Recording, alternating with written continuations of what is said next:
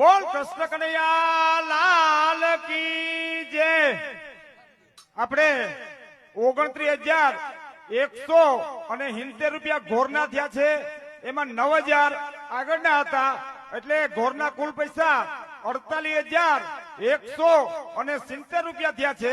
સાકર ખવડાવવાના 18,270 રૂપિયા થયા છે, અને કુલ ટોટલ 5,27,632 રૂપિયા। બોલ કનૈયા લાલ કી જય।